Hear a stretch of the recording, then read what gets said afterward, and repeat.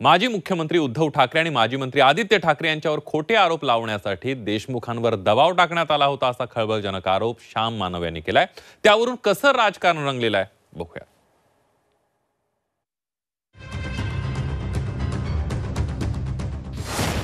उद्धव आदित्य ठाकरेंना अडकवण्याचा डाव, आरोप करण्यासाठी अनिल देशमुखांवर दबाव,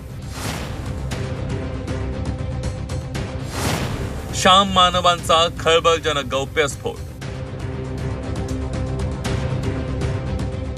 सामाजिक कार्यकर्ते श्याम मानव यांनी खळबळजनक दावे केलेत। माजी मुख्यमंत्री उद्धव ठाकरे, माजी मंत्री आदित्य ठाकरे, माजी मंत्री अनिल परब या शिवसेना नेत्यांना तसंच महाविकास आघाडी सरकारमध्ये उपमुख्यमंत्री असलेल्या अजित पवारांना खोट्या आरोपांमध्ये अडकवण्याचा डाव आखण्यात आला होता असा सनसनाटी गौप्यस्फोट श्याम मानव यांनी केलाय। 100 कोटी रुपयांच्या वसुली प्रकरणात ठाकरेंचं नाव घ्या, दिशा सालियांचा बलात्कार करून खून केल्याचा आरोप आदित्य ठाकरेंवर करा, बेकायदेशीर व्यवहारांमध्ये अनिल परबांचा सहभाग असल्याचं सांगा, अजित पवारांनी गुटखा व्यावसायिकाला देवगिरी बंगल्यावर बोलावून धमकावल्याचं सांगा। या 4 प्रतिज्ञापत्रांवर सह्या करा म्हणजे तुमची ईडी कारवाईतून सुटका करू अशी ऑफर माजी गृहमंत्री अनिल देशमुखांना देण्यात आली होती। मात्र अनिल देशमुखांनी तसं केलं नाही असा दावा श्याम मानव यांनी केला। दरम्यान श्याम मानव यांनी केलेले आरोप गृहमंत्री देवेंद्र फडणवीसांनी फेटाळून लावले। गृहमंत्र्यांचं नाव अनिल देशमुख। पहिलं ॲफिडेव्हिट असतं की उद्धव ठाकरेंनी मातोश्रीवर बोलावलं, उद्धव ठाकरे मुख्यमंत्री, मातोश्रीवर बोलावलं आणि दर महिन्याला 100 कोटी गोळा करायचा मला आदेश दिला, त्यावर सही करून द्या। आदित्य ठाकरे, तेही कॅबिनेट मंत्री, त्यांनी दिशा सॅलियन या मुलीवर बलात्कार केला। मी पुन्हा रिपीट करतोय, दिशा सॅलियन या मुलीवर बलात्कार केला आणि तिचा खून केला, यावर सही। 4 ॲफिडेव्हिटवर तुम्ही सही करून दिली तर तुम्हाला ईडी लागू होणार नाही। उद्धव ठाकरे जेलमध्ये जाणार, आदित्य ठाकरे जाणार, अनिल परब जाणार आणि त्या माणसानं सही दिली नाही आणि स्वतः 13 महिने जेलमध्ये गेले। इतके वर्ष श्याम मानव मला ओळखतात, त्यामुळे त्यांनी पहिल्यांदा अशा प्रकारचे आरोप करायच्या आधी मला विचारायला हवं होतं। पण दुर्दैवाने मला असं वाटतं की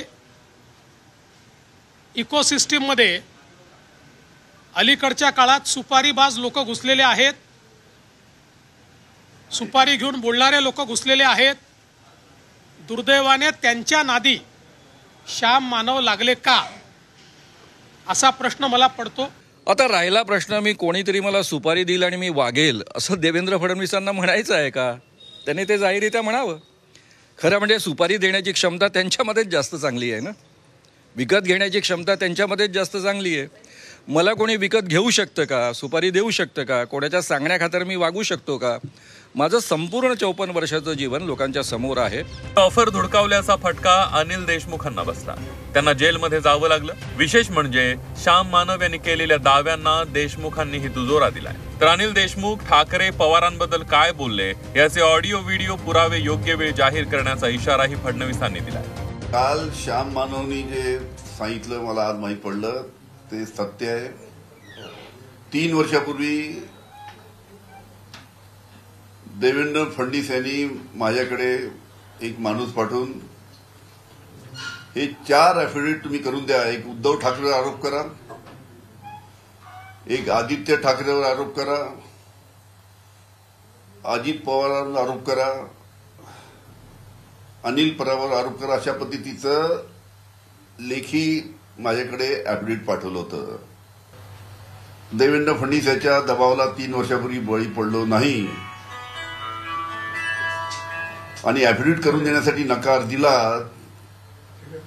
त्याच्यामुळे माझ्या मागे ईडी सीबीआय लावून मला जेलमध्ये टाकण्यात आलं। मी कोणाच्या नादी लागत नाही, कोणी नादी लागलं तर सोडत नाही।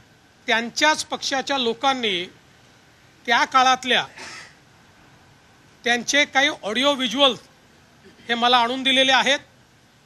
त्यामध्ये ते उद्धव ठाकरेंबद्दल काय बोलतायत, ते पवार साहेबांबद्दल काय बोलतायत,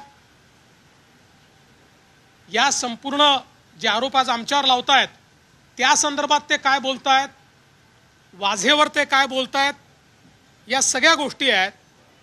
माझ्यावर वेळ आली तर मला त्या पब्लिक कराव्या लागतील। मी अशा प्रकारचं राजकारण करत नाही, पण रोज जर कोणी खोटं बोलून या ठिकाणी नरेटिव्ह सेट करण्याचा प्रयत्न करत असेल तर त्यांनी एवढं लक्षात ठेवावं, देवेंद्र फडणवीस पुराव्याशिवाय कधीच बोलत नाही. राजकीय नेते एकमेकांवर खोटे नाटे आरोप करण्याची एकही संधी सोडत नाही. मात्र श्याम मानव यांच्यासारख्या सामाजिक कार्यकर्त्यांनी असे आरोप केल्यानं याचं गांभीर्य वाढलंय. या आरोपांची शहानिशा कशी होणार हा मोठा प्रश्नच आहे. ब्युरो रिपोर्ट, झी 24 तास.